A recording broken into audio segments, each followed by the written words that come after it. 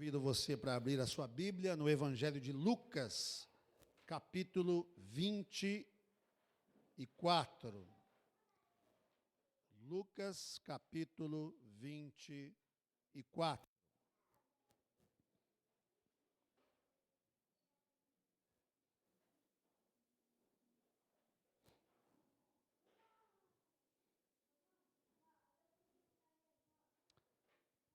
Nós vamos ler dos versículos 13 ao versículo 19. Lucas 24, do versículo 13 ao versículo 19. Uma passagem bíblica que quase com certeza você já ouviu alguém pregando algum sermão sobre ela. Lucas 24, do 13 a 19, eu não lerei toda a passagem, ela vai além da leitura que nós faremos, mas eu quero me deter aqui e particularmente quero me deter no versículo 19. O texto diz assim: naquele mesmo dia, dois deles estavam de caminho para uma aldeia chamada Emaús, distante de Jerusalém 60 estádios. Um estádio, como medida de distância, era de aproximadamente 160 metros, alguma coisa do gênero. Então, eram 60 vezes 160, era a distância. E iam conversando a respeito de todas as coisas sucedidas. Aconteceu que, enquanto conversavam e discutiam, o próprio Jesus se aproximou e ia com eles. Os seus olhos, porém, estavam como que impedidos de o reconhecer. Então lhes perguntou Jesus: que é isso que vos preocupa e de que ides tratando à medida que caminhais? E eles pararam entristecidos. Um, porém, chamado Cleopas, respondeu, dizendo: és o único, porventura, que, tendo estado em Jerusalém, ignoras as ocorrências desses últimos dias? Ele lhes perguntou: quais? E explicaram o que aconteceu a Jesus, o Nazareno, que era varão profeta, poderoso em obras e palavras diante de Deus e de todo o povo. Que o Senhor nos abençoe nessa manhã, meus irmãos, com a leitura e com a exposição da sua santa palavra. O Jesus que os discípulos de Emaús enxergavam. Quero trazer uma introdução. Nessa introdução, uma breve história. 3 cegos e um elefante. Colocaram um elefante em frente de 3 cegos e disseram-lhes: há um animal na vossa frente. Toquem nele e depois digam o que é. Nenhum daqueles 3 homens jamais tinha tido qualquer contato com um elefante. Portanto, não faziam a menor ideia de como ele era. O primeiro aproximou-se, tocou numa parte do animal e disse: que animal esquisito, mais se parece com um muro. O segundo homem tocou em outra parte e disse: muro? Para mim, mais se parece com uma lança. Pois, para mim, mais se parece com uma cobra, exclamou outro, com um pouco de medo. Bem, disse um deles, também se parece com uma árvore. Todos riram. Ou, se parece com uma corda. Finalmente, um deles tentou mais uma vez. Que nada. Se parece com um grande abanador. Riram ainda mais. tantas opiniões diferentes, dirá o prezado leitor. Que grande confusão! Mas não é.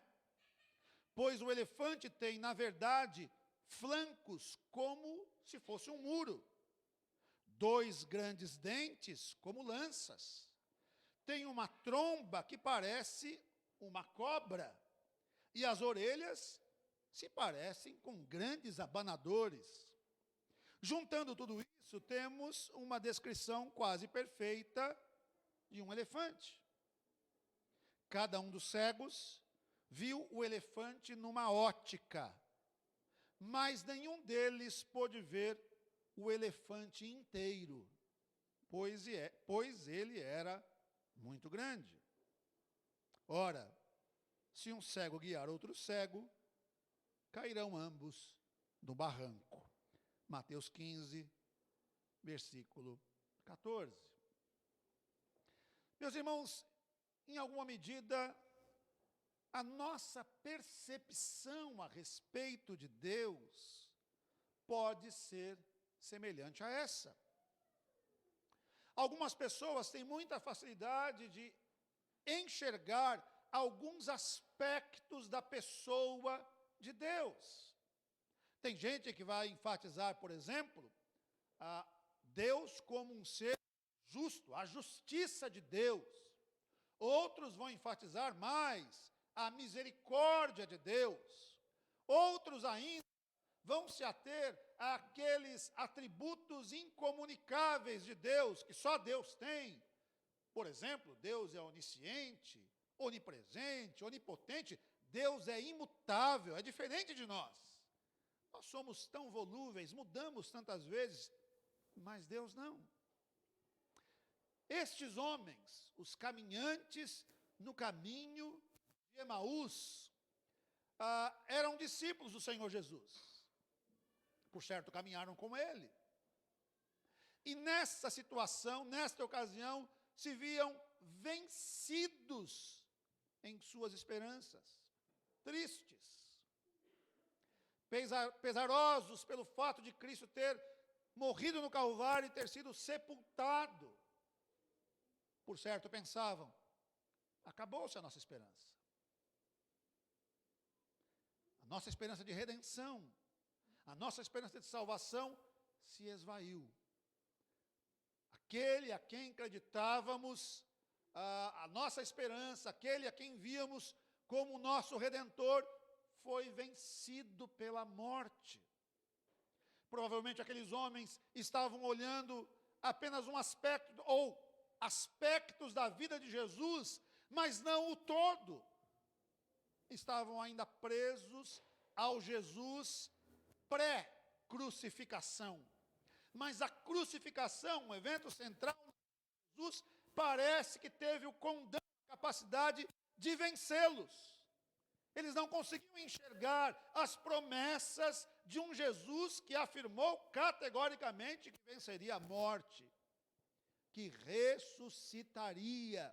E por isso, quando Jesus se aproxima deles, na caminhada, eles não o reconheceram. Parece que estavam como impedidos de o reconhecer. Pois bem, qual a visão que aqueles homens tinham de Jesus? Eles eram discípulos de primeira mão, homens que caminharam junto com Jesus, que viveram na sua época. Qual a percepção que eles tinham a respeito de Jesus? O versículo 19 nos aponta isso.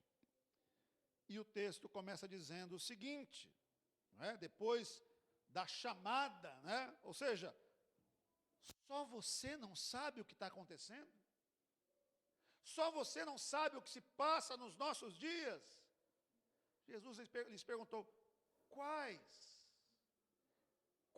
ocorrências são tão relevantes assim nos últimos dias? E eles explicaram o que aconteceu a Jesus, o Nazareno. Jesus era nazareno. Jesus era um habitante de Nazaré. E esse termo era frequentemente aplicado ao nosso em situações em que ele era aplicado com desdém, ele é de Nazaré. Como que dizendo, né? De Nazaré. Mas depois foi adotado pelos seus discípulos, até de maneira orgulhosa. Todos os habitantes da Galiléia, em que se achava situada a cidade de Nazaré, eram olhados com desprezo pelo povo da Judéia. Por causa da singularidade das suas maneiras, a gente pode entender então que eles tinham jeitos diferentes, tinham características diferentes dos demais povos, costumes diferentes, assim como da sua fala, assim como nós temos os nossos regionalismos aqui no Brasil, não é? Eu gosto muito disso, né? A Cris, minha esposa, sabe muito bem disso, né? Eu brinco com ela falando que eu casei com uma pernambucana tabajara, não é? Porque não tem nem sotaque de pernambucana.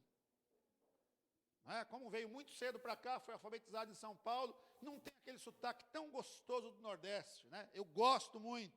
Vez ou outra, a gente está em alguma situação, passando pelo caixa, a pessoa fala alguma coisa, você não é paulistana, né?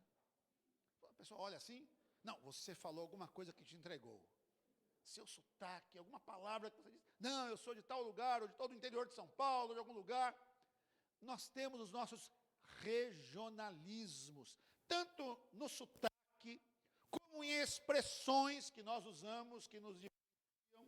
Nós falamos a mesma língua portuguesa, nós nascemos no mesmo país, mas é óbvio que nós temos diferenças entre nós. Não é? Da mesma forma, o povo de Nazaré tinha suas diferenças, os seus regionalismos. O opróbrio de Nazaré, que se refere a um homem que era galileu, lá em João 1,46, pode-se ter originado na má reputação pela falta de religiosidade e pelo relaxamento de costumes. A palavra hebraica vertida para nazareno é netzer, que significa renovo. É uma palavra que significa renovo. E é idêntica à palavra usada em Isaías 11:1. Texto que diz: do tronco de Jessé sairá um rebento, e das suas raízes um renovo. A gente pode supor que dessa maneira, todas as vezes que alguém chamou Jesus de Nazareno, estava pronunciando, com conhecimento ou não, um dos nomes anunciados do Messias. Ele seria um renovo, um nazareno. E assim se explica a alusão em Mateus 2,23. O epíteto do nazareno é aplicado com desprezo aos seguidores de Jesus em Atos 24:5. E este nome, essa designação, Nazareno, existe até os dias de hoje. Existe, inclusive, em árabe, como uma designação dos cristãos. Árabes, ainda hoje, designam cristãos chamando de nazarenos. Aqueles homens, então, os discípulos a caminho de Emaús, identificavam Jesus como sendo um nazareno. Você não sabe o que aconteceu a Jesus, o Nazareno? Aquele que habitava em Nazaré, aquele que, como os demais nazarenos, era desprezado pelo fato de morar em Nazaré, por ter costumes muito singulares. Você não sabe o que aconteceu a ele? Jesus era um nazareno. Mas eles continuam. Jesus também era um profeta. Eles reconhecem isso, eles dizem: o que aconteceu a Jesus?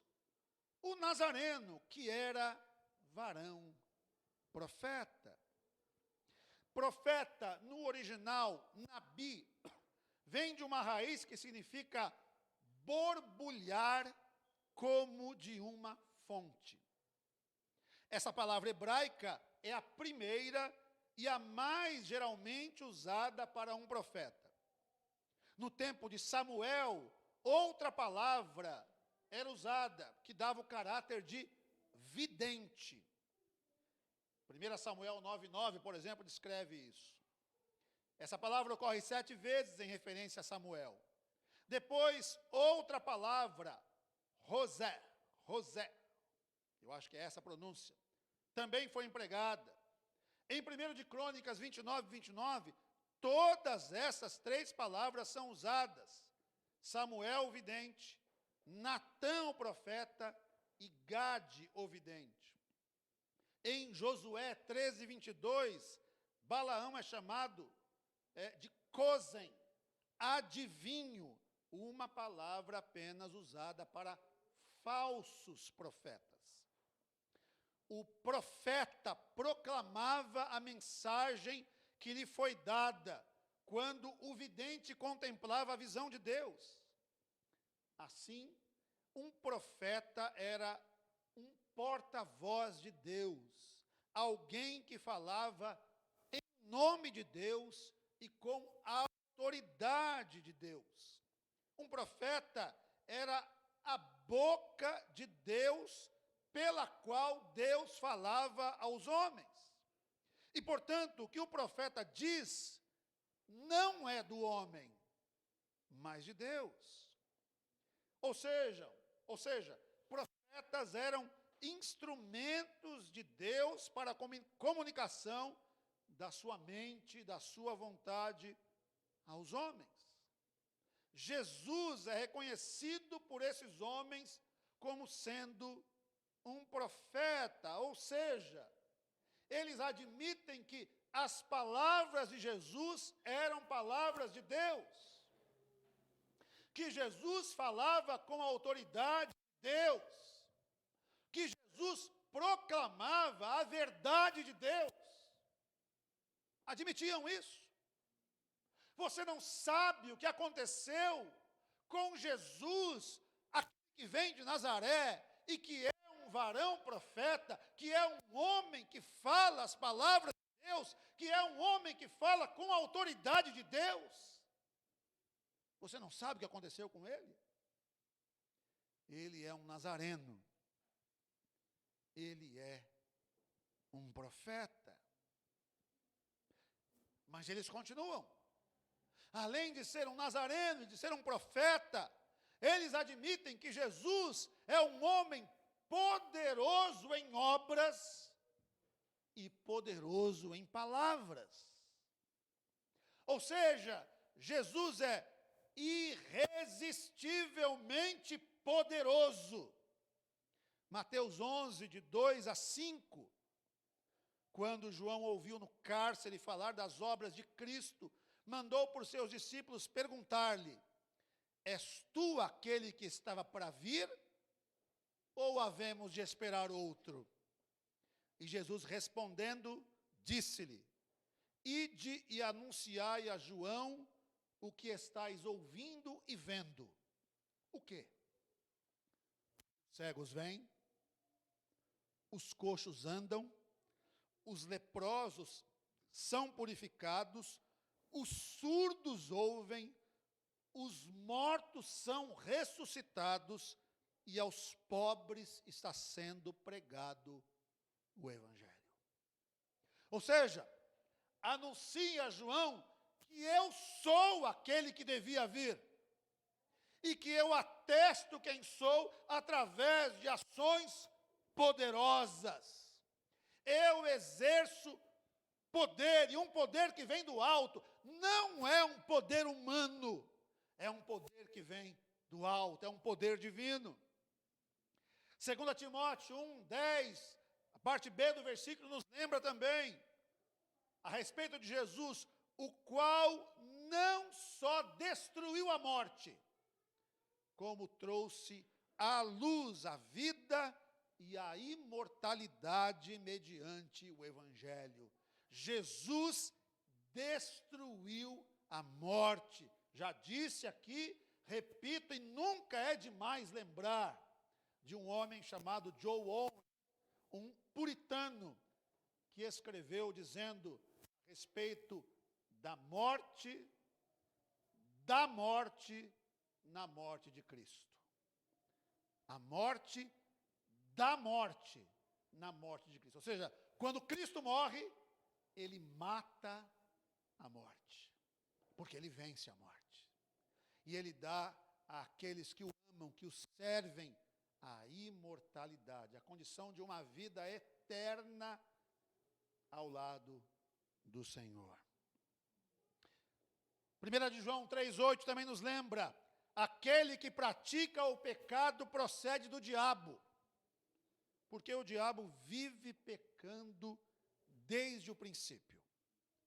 Para isso se manifestou o Filho de Deus. Para quê? Para destruir as obras do diabo. Meus irmãos, como tem gente que tem medo do diabo. Sabia disso? Tem crente que tem medo do diabo. Sabia disso? Eu já vi crente correr de gente endemoniada. Mas a Escritura diz que Jesus Cristo veio para destruir as obras do diabo. E a Escritura diz que estes sinais seguirão aos que creem. Em meu nome expulsarão demônios, inclusive.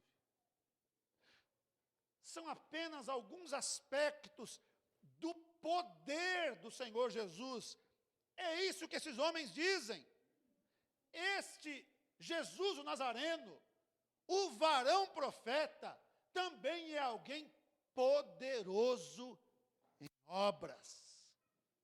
Falar das obras que o Senhor Jesus fez não é algo fácil, irmãos. Ele é a pessoa da Trindade, que também criou todas as coisas, visíveis e invisíveis. Sem Ele, nada do que foi feito se fez. Quando da sua vinda ao mundo, realizou incontáveis milagres, tantos que não poderiam contar ou caber nos livros deste mundo. Ele multiplicou pães e peixes, ele transformou a água em vinho, ele curou o cego de nascença, ele ressuscitou a Lázaro, morto de 4 dias, ele andou sobre as águas, ele libertou um lunático no território dos Gadarenos. É impossível para nós apontar qual das suas obras pode ser considerada a mais relevante, a maior. Mas as declarações bíblicas acima trazem uma grande revelação do que provavelmente seja a mais importante de suas realizações, o qual não só destruiu a morte, como trouxe à luz a vida e a imortalidade mediante o Evangelho. Cristo destruiu a morte. Cristo destruiu as obras do diabo. Cristo derramou o seu sangue em favor de pecadores. Cristo morreu pelos nossos pecados.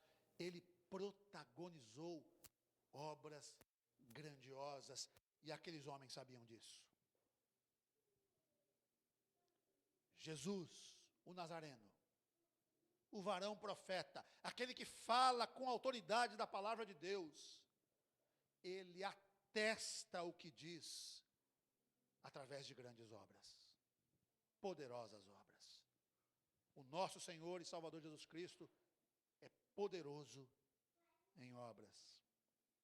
Mas eles também dizem que Jesus é poderoso em palavras, que Jesus é irresistivelmente eloquente.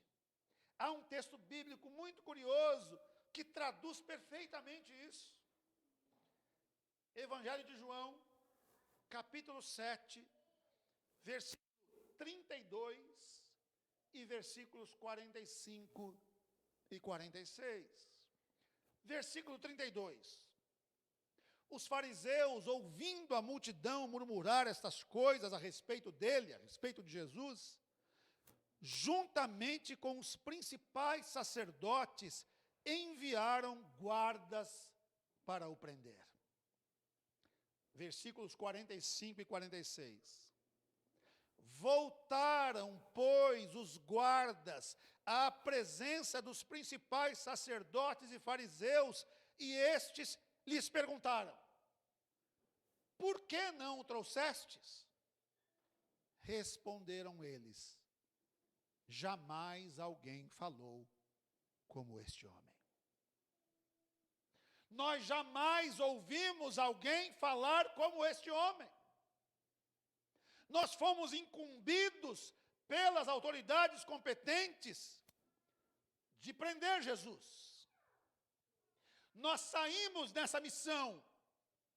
Nós estávamos investidos de uma autoridade dada pelos governantes da época. Fomos cumprir a missão, nos achegamos diante de Jesus, mas ouvimos ele falar e não resistimos. Como poderíamos prender alguém que jamais falou como este homem? Aqueles guardas, eles não eram cristãos, eles não eram do povo de Deus, não eram judeus necessariamente, eram romanos.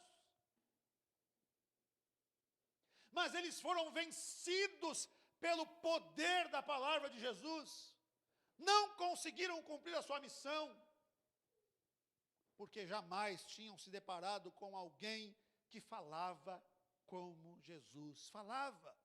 Porque as palavras de Jesus eram palavras de autoridade.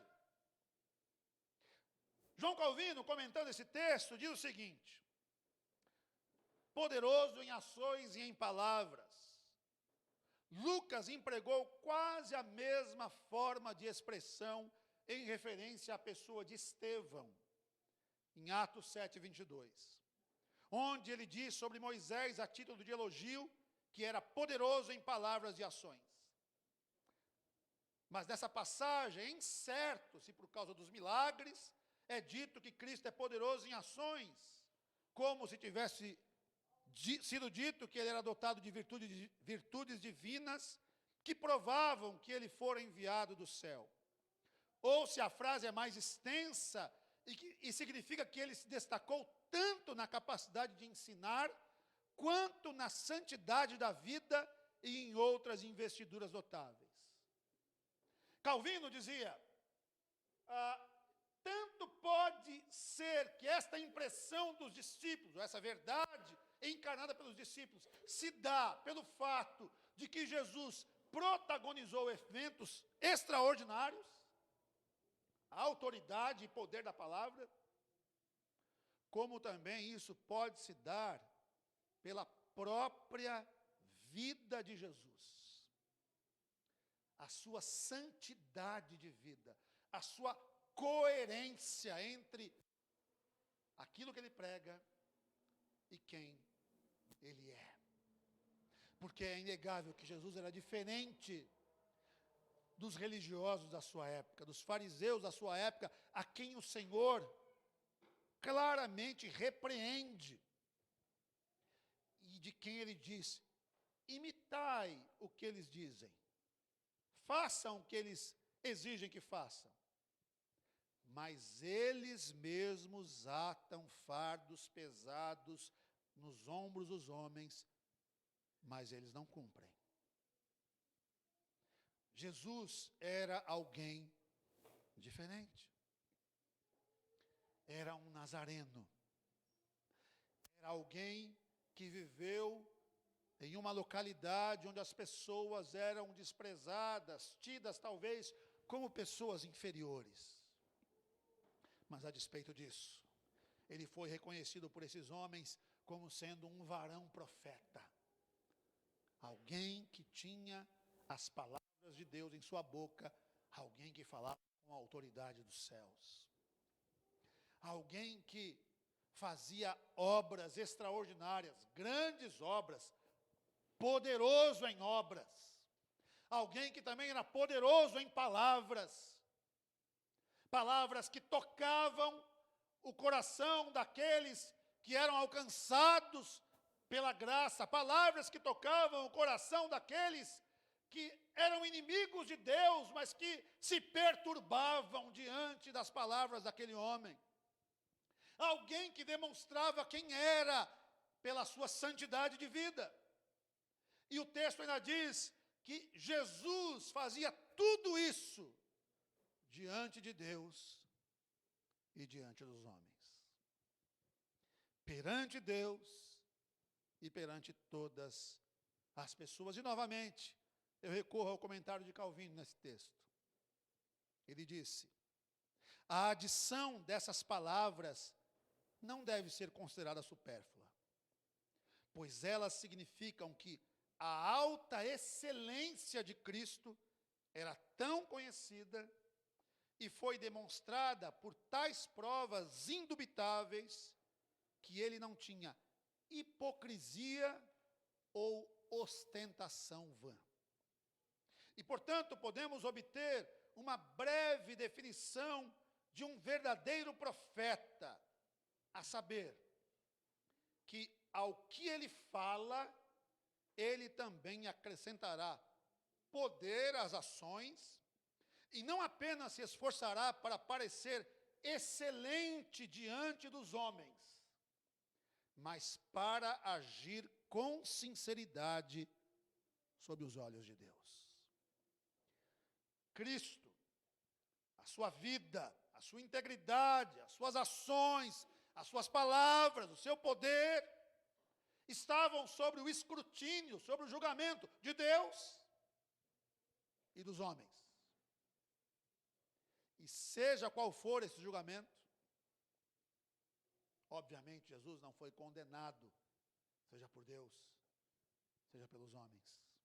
Muito pelo contrário. Jesus era um varão aprovado por Deus, o seu Pai, de quem se ouve a voz das alturas dizendo: este é o meu Filho amado em quem tenho prazer. E ele também é aprovado diante dos homens, no sentido de que nenhuma acusação justa, verdadeira, poderia ser imputada a ele. Não. Nós sabemos que ele foi condenado injustamente.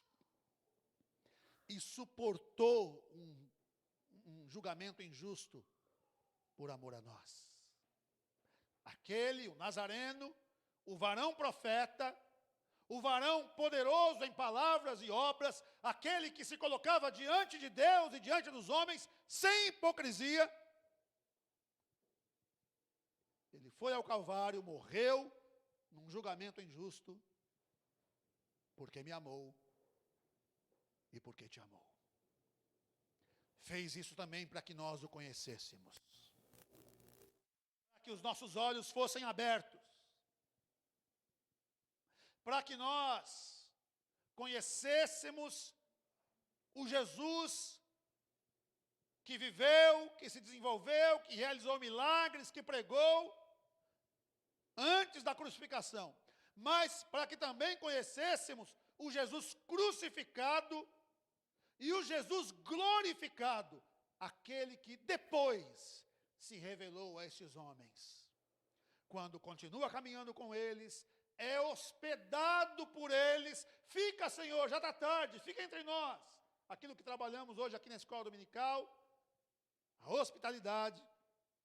O Jesus que no partir do pão diante daqueles homens, se revela a eles, mas que rapidamente some de frente, diante deles, e eles ficam com aquela sensação de: puxa, era ele. Nós não percebemos no caminho, mas era ele. Lembra como o nosso coração ardia quando ele falava? Era ele. Que nós, meus irmãos, também tenhamos o nosso coração ardente diante das palavras de Jesus. E que nós não sejamos levados como aqueles homens, de tal maneira que não percebamos que Jesus está ao nosso lado. Jesus está aqui entre nós. Todas as vezes que nos reunimos em nome dele, ele se faz presente entre nós. Ele está entre nós. Não perca isso de vista. Não perca isso de vista. Mas, pastor, que Jesus está entre nós? O Nazareno, o profeta de Deus, aquele que fala com a autoridade da palavra de Deus, aquele que é poderoso em obras e poderoso em palavras. Ele está entre nós, Ele está diante de nós, e deve ser percebido por nós, deve ser adorado por nós, em espírito e em verdade. Que Deus nos abençoe, meus irmãos. Que Deus nos abençoe. Que como caminhantes da vida, sim, somos peregrinos dessa vida, possamos ter a companhia sempre presente de Jesus caminhando ao nosso lado, mas nos apercebamos disso. O boletim de hoje nos diz: vê, mas não enxerga? Abra o olho. Vê, mas não enxerga? Abra o olho. Preste atenção aos sinais. Jesus está ao nosso lado. Jesus está conosco. Nunca caminhamos sozinhos. Nunca. Jesus está ao nosso lado. Vamos orar?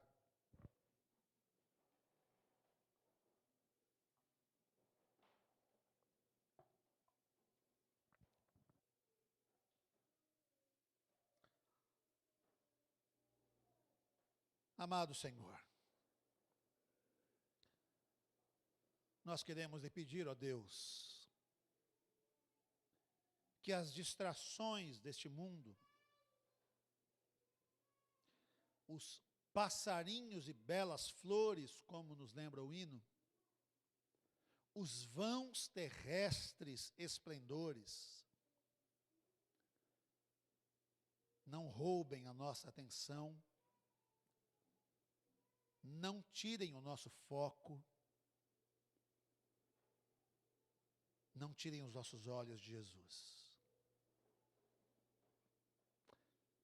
Que cada um de nós possa olhar firmemente para o autor e consumador da nossa fé. Que possamos ter a certeza absoluta que na caminhada desta vida nós não estamos sozinhos. Que Jesus se achega a nós, caminha ao nosso lado, e que esse Jesus é o Nazareno, é o varão profeta, é aquele que é poderoso em palavras e obras, aquele que é provado e aprovado diante de Deus e diante dos homens. Que não venhamos, Pai, perder de vista a realidade de que quando nos reunimos para o culto comunitário, o Senhor se faz presente entre nós. Que Ele seja adorado em nosso meio, bendito, exaltado, que suas virtudes, seu poder, seu caráter, sua santidade sejam exaltadas e sejam um modelo para nós mesmos, para que nós caminhemos nessa vida buscando viver esses valores, que possamos refletir Jesus Cristo através do nosso caminhar. Pai, agora colocamos diante de nós, temos diante de nós a mesa da comunhão, a ceia do Senhor. Nós usamos do pão, usamos do fruto da vide, como nos manda o Senhor, para simbolizarem o corpo e o sangue de Cristo. Entretanto, Senhor, para nós, eles não são meros símbolos. Não. São meios de graça. Conferem graça a quem genuína e verdadeiramente deles se aproxima com fé e com consciência do que eles realmente significam. Por isso, ó Pai, nesta hora, oramos também separando o pão e separando o vinho do uso comum para servirem a este propósito estabelecido pelo Senhor. comunicarem a nós a verdade de que Cristo morreu pelos nossos pecados. Separamos então pão e vinho e consagramos esses elementos ao Senhor. Em nome de Jesus. Amém. Eu convido os presbíteros da igreja, venham à frente. Nós vamos